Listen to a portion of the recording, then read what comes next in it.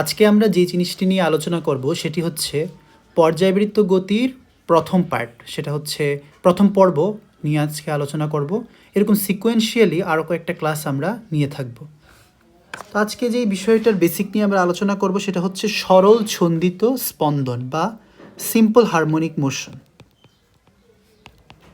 ইংরেজিতে simple harmonic motion, বাংলাতে সরল ছন্দিত স্পন্দন বা SHM।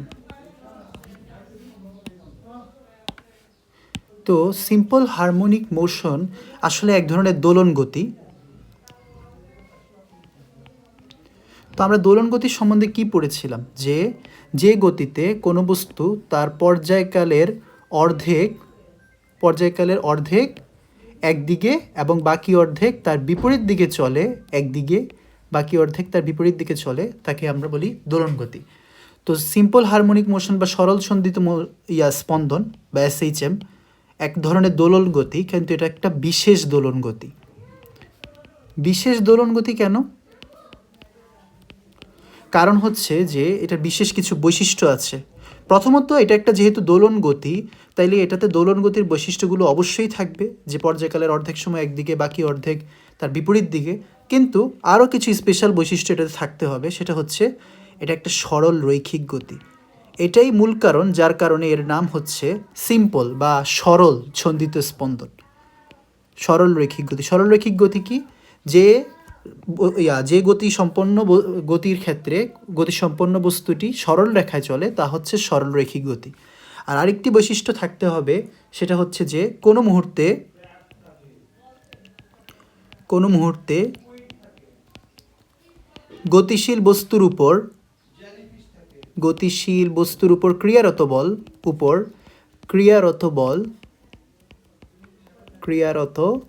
বল সাম্যাবস্থা হতে সরণের সমানুপাতিক এবং বিপরীতমুখী। তো ধরি একটা বস্তু আছে, সেটা সরল ছন্দিত স্পন্দন মানে সিম্পল হারমোনিক মোশন বা সরল ছন্দিত স্পন্দনে গতিশীল। তাহলে তার উপর ক্রিয়ারত বল যদি F হয়, আর এটা যদি তার সাম্যাবস্থা হয়, সাম্যাবস্থা হচ্ছে এমন একটা অবস্থা যে অবস্থায় তার উপর ক্রিয়ারত বলটা শূন্য হয়।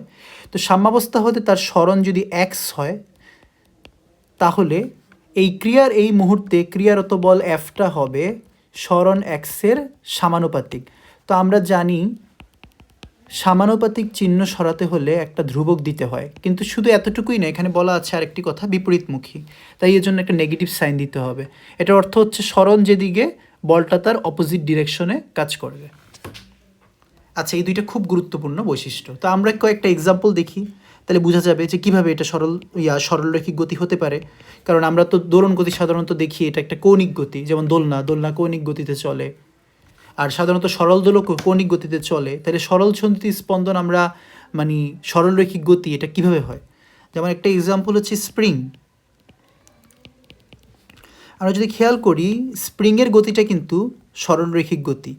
একটা স্প্রিংকে যদি আমরা একটা সমতলের উপর এভাবে রেখে দিই, তারপর এভাবে যদি ফোর্স অ্যাপ্লাই করে ছেড়ে দিই, তখন তার স্পন্দনটা কিন্তু একটা দোলন গতির মতো। কিন্তু যদি খেয়াল করি, দেখব এই স্পন্দনটা হচ্ছে কেবলমাত্র একটা রেখা বরাবর, এই যে বেগুনি রেখাটা যেদিকে যাচ্ছে এই রেখা বরাবর। তাহলে দেখা যাচ্ছে যে গতিটা কিন্তু একটা সরল রৈখিক গতি। আরেকটা এক্সাম্পল হচ্ছে সরল দোলক। কিন্তু আমি যেমনটা আগে বললাম, সরল দোলকের গতি কিন্তু মেইনলি সরল রৈখিক গতি না। কারণ সরল দোলক জিনিসটা একটা সুতা দ্বারা একটা বস্তু বাঁধা থাকে, এটা চাইলে কৌণিক গতিও দেখাতে পারে। তাহলে এখানে একটা শর্ত অবশ্যই দিতে হবে, যেই শর্তে এটা সরল ছন্দিত স্পন্দন হবে, অন্যথায় হবে না। সেই শর্তটা কি? শর্তটা হচ্ছে সরল দোলকের কৌণিক সরণ, মানে সাম্যাবস্থা হতে যে অ্যাঙ্গেল তৈরি করে আমরা মানে সরল দোলকটা ছেড়ে দেব, সে অ্যাঙ্গেলটাকে অবশ্যই 4 ডিগ্রির সমান বা তার কম হতে হবে, নাইলে এটা সিম্পল হারমোনিক মোশন দেখাবে না। আর এটা স্বাভাবিক, ঠিক না? যে আমরা যদি জিনিসটাকে 4 ডিগ্রির সমান মানে বেশি অ্যাঙ্গুলার ডিস্টেন্স তৈরি করে ফেলি, তাহলে এটা কিন্তু দোলন গতি দেখিয়ে ফেলবে। আর যদি অ্যাঙ্গুলার ডিস্টেন্সটা 4 ডিগ্রির চেয়ে কম হয় তাহলে সেটা দোলন গতি দেখাবে না, সেটার সরণটা হবে সেটার যে গতিটা হবে সেই গতিটা অ্যাপ্রক্সিমেটলি সরল রৈখিকই হবে। তো এই জন্য সরল দোলকের ক্ষেত্রে অবশ্যই সেই শর্তটা বলে দিতে হবে যে অ্যাঙ্গুলার ডিস্টেন্সটা এমন হতে হবে। স্প্রিংয়ের ক্ষেত্রে এমন যদি সিস্টেম হয় তাহলে কোনো শর্তের প্রয়োজন নেই, সবসময় সরল রৈখিক গতি। তো এটা খুব ইম্পর্টেন্ট, এটা আমরা বুঝি না। আমরা সরল সন্ধিত স্পন্দনকে মনে করি এটা একটা কৌণিক গতি, এটা আসলে কৌণিক গতি না, এটা সরল রৈখিক গতি। তো সরল সন্ধিত স্পন্দনের যে গতির সমীকরণটা এটা আমরা বের করব। এখন কথা হচ্ছে যারা ফিজিসিস্ট তারা দেখলো যে সরল সন্ধিত স্পন্দনের সাথে বৃত্তাকার গতির খুব সুন্দর একটা সম্পর্ক। তা আমরাও ট্রাই করি ওই সম্পর্কটা এখানে দেখানোর। তো ধরি যে একটা লাঠি, এই যে এরকম একটা লাঠিটা হচ্ছে এটা যেটা সবুজ কালারে আঁকা। এই যে সবুজ কালারের লাঠিটা, এটা দৈর্ঘ্য হচ্ছে এ ধরে নিই আমি। আচ্ছা, আরেকটি গুরুত্বপূর্ণ, এটা পরে বললে হবে। একটা লাঠির দৈর্ঘ্য হচ্ছে এ। তো ধরি যে একটা লাঠি এভাবে ঘুরছে, তাহলে প্রতিটা মুহূর্তে, যেমন এটা একটা মুহূর্ত, এই মুহূর্তে আমরা যদি ধরি এই জায়গাটাকে যদি সাম্যাবস্থা ধরে নিই, এই জায়গা থেকে স্পন্দন শুরু হয়েছে ধরে নিই, তাহলে এই মুহূর্তে লাঠিটা কোথায় আছে? লাঠিটা আছে এই জায়গায়, ঠিক না? এই জায়গায় থাকা অবস্থায় যদি আমরা লাঠিটার সাম্যাবস্থার উপর লম্বটা হিসাব করি, তাহলে দেখব যে এই লম্বটা যদি সময়ের সাথে সাথে এই প্রত্যেকটা লম্ব নিতে থাকি, লম্বটা আসলে একটা সরল সন্ধিত স্পন্দনের গ্রাফ তৈরি করে। আমরা দেখব এটা। তো দেখি আমরা এই অবস্থায় লম্বটা যদি আমরা আঁকতে চাই, মনে করি এখন টি হচ্ছে 1 সেকেন্ড সময়ে লম্বটা যদি আঁকি, এই যে লম্বটা একদম বরাবর করে আঁকলাম, এতটুকু হবে। তো এরপরে 2 সেকেন্ড পরে ধরি আমার লাঠিটা সবুজ কালারে আঁকার কথা ছিল, লাঠিটা এখানে যদি আঁকি তাহলে তার লম্বটা হয়ে যাবে এমন। তো এখন যদি আমি লম্বটা আঁকি তাহলে লম্বটা চলে যাবে দ্বিতীয় সেকেন্ডে এই জায়গায়, ঠিক না? তো তারপরে আমি ধরি যে তৃতীয় সেকেন্ডে, এটা হচ্ছে তৃতীয় সেকেন্ডে, টি ইজ ইকুয়াল টু 3 সেকেন্ডে লম্বটা লাঠিটা চলে এসছে ঘুরতে ঘুরতে এখানে। এখন যদি আমরা এই লাঠির মাথা থেকে লম্ব আঁকতে চাই সাম্যাবস্থার উপর, এটা পুরাপুরি লাঠির দৈর্ঘ্যের সমানই হয়ে যাবে, এই যে এমন জায়গায় এসে হাজির হবে। তারপর আমরা যদি ধরি যে টি ইজ ইকুয়াল টু 4 সেকেন্ডে লাঠিটা এদিকে এসে পড়েছে, এটা হচ্ছে টি ইজ ইকুয়াল টু 4।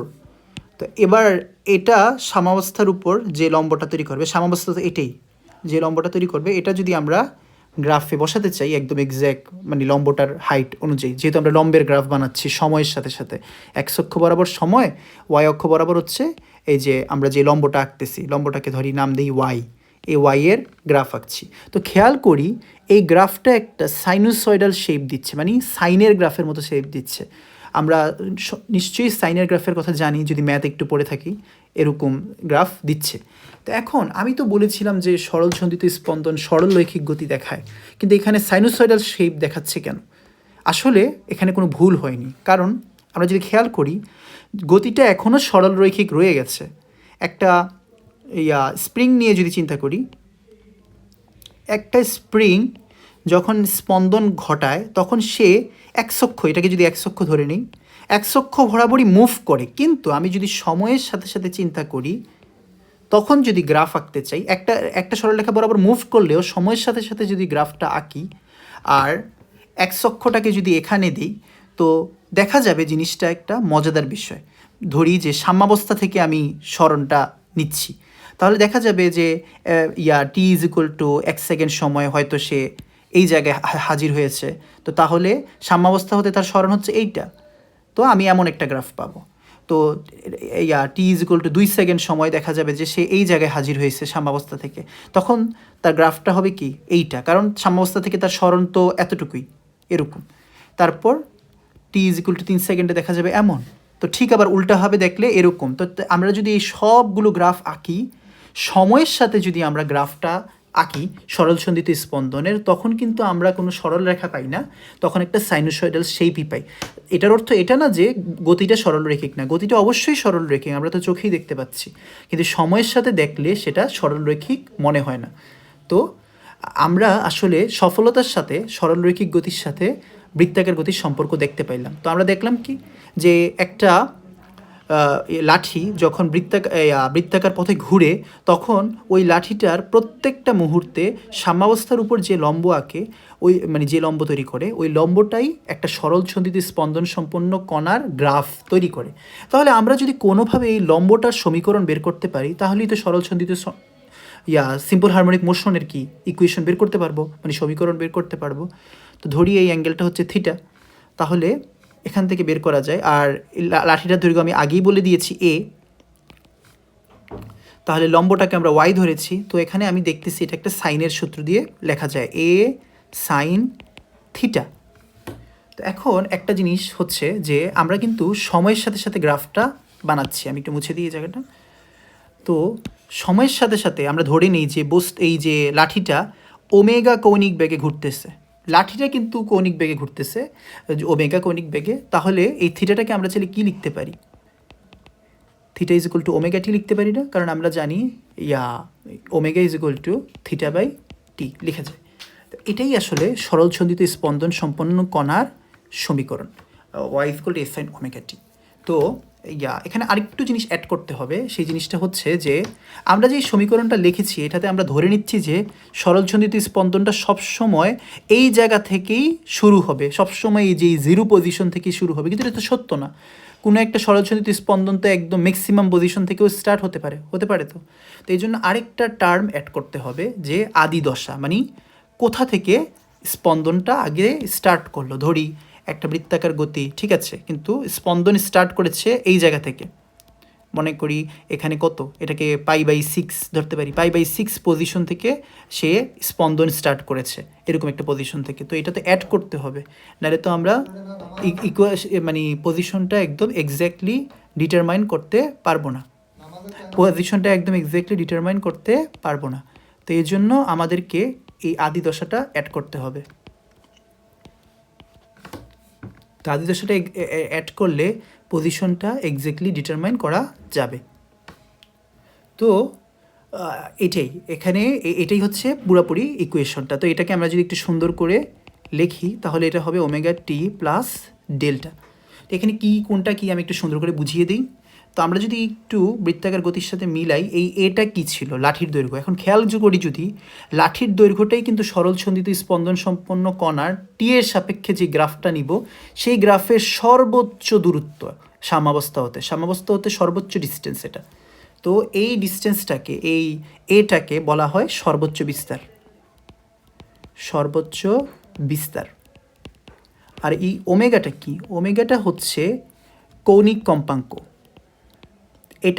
এটা কিন্তু সরল ছন্দিত স্পন্দনের সাথে কোনো সম্পর্ক নাই, কারণ এটা একটা সরল রৈখিক গতি, এর কৌণিক গতি নাই। তাহলে এই ওমেগাটা আসলে এই সরল ছন্দিত স্পন্দন সম্পন্ন কণাটার যেই বৃত্তাকার গতির সাথে সম্পর্ক, ওই বৃত্তাকার গতির কৌণিক গতি হিসেবেও আমরা বেসিক হিসেবে বুঝতে পারি, কিন্তু এটার নাম হচ্ছে কৌণিক কম্পাঙ্ক। আর টি তো টাইম, যে কোনো টাইমে আমরা স্মরণ বের করতে চাচ্ছি ওই টাইম। আর ডেল্টা হচ্ছে আদি দশা, কোন আদি দশা থেকে এটা স্পন্দন শুরু করতেছে। আদি দশাটা আসলে মানে সাম্যাবস্থা হতে কত দূরত্ব থেকে সে সরলছন্দিত স্পন্দন স্টার্ট করতেছে। কিন্তু এই একই জিনিসকে যদি আমরা বৃত্তাকার গতিতে কনভার্ট করতে চাই তাহলে দেখি এই উচ্চতার জন্য আমরা যেই থিটাটা পাবো, এই লম্বের জন্য আমরা যেই থিটাটা পাবো সেই থিটাটাই হবে আমাদের আদি দশা। তাই আমরা যেটা দেখলাম যে আদি দশা কিন্তু আসলে আমরা রেডিয়ান অ্যাঙ্গেলে পাই, এটা আমরা ডিস্টেন্স হিসেবে পাই না। কারণ আমরা দেখেছি শুরু থেকে আমরা কি করছি, বৃত্তাকার গতিটাকে সরলছন্দিত স্পন্দনে কনভার্ট করতেছি। তাই বৃত্তাকার গতির ক্ষেত্রে কিন্তু এগুলা অ্যাঙ্গেল আকারে প্রকাশ করা। তাই সাইনের ভিতরে এই পুরাটা জিনিসই হচ্ছে রেডিয়ানের অ্যাঙ্গেল পাবো আমরা। ওমেগার সাথে টি গুণ করব, এরপরে হচ্ছে ডেল্টা যোগ করে আমরা যে জিনিসটা পাবো এটা সাইন বসবে আর কি। তো এটা থেকে আমরা এই তথ্যগুলো সবগুলি বের করতে পারবো। এখন আমরা যদি খেয়াল করি, আমরা জানি ওমেগাকে লেখা যায় 2π/t, আবার 1/t আমরা জানি f is equal two 1/t, তাহলে এটাকে আবার 2πfও লেখা যায়। তাইলে আমরা এখান থেকে সিম্পল হারমোনিক মোশনের কম্পাঙ্কও বের করতে পারবো, তার পর্যায়কালও বের করতে পারবো। তো এখন এটা নিয়ে একটা স্মল একটা ম্যাথ আছে যে এরকম টাইপের। এই ম্যাথটা আমরা ভিডিও পজ করে চাইলে ট্রাই করতে পারি। আশা করি সবাই ট্রাই করছে। তো এখানে যদি আমরা দেখি জিনিসটা আসলে খুব মজার। এই যারা ইনভার্স ত্রিকোণমিতি করেছে তাদের জন্য এটা কোনো ম্যাটার না, কারণ এখানে আমাদের মনে রাখতে হবে এমন অঙ্ক যেখানে একটা ইকুয়েশন দিয়ে দেওয়া থাকবে সরলসন্ধিত স্পন্দনের, তারপর বের করতে হবে সর্বোচ্চ বিস্তার, পর্যায়কাল, কৌণিক কম্পাঙ্ক, আদি দশা। তখন আমাদেরকে সবসময় ইকুয়েশনটাকে এই ফরম্যাটে আনতে হবে। আমাদের মাথায় রাখতে হবে যে কোনো সরলসন্ধিত স্পন্দন সম্পন্ন কণার ইকুয়েশনকে এভাবে এভাবে লেখাই যাবে। তো এভাবে আনতে হবে, না আনলে আমরা বুঝতে পারবো না কোনটা বিস্তার কোনটা কৌণিক কম্পাঙ্ক। তো আমরা জানি এভাবে একটা ইকুয়েশনকে, এরকম একটা ইকুয়েশনকে এই ফরম্যাটে কিভাবে আনা যায় আমরা এটা জানি। ইনভার্স ট্রাইগোনোমেট্রিতে এই প্রসেসটা আমরা করি।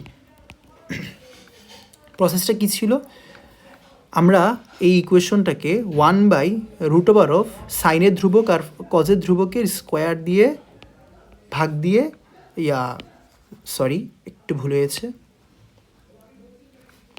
√of 3² + 5² এখানে গুণ করে দিব, নিচে ভাগ করে দেবো। এটা ইনভার্স ত্রিকোণমিতির একটা রুল থেকে এসেছে, এটা আমি এখানে ব্যাখ্যা করছি না।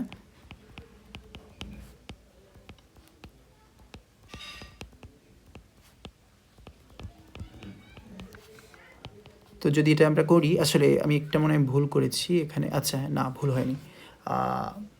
আচ্ছা, এই অঙ্কটাতে 5 আসছে। আচ্ছা ঠিক আছে, আমরা এটা দিয়ে করি, যদিও 4 দিলে হয়তো সুবিধা হতো।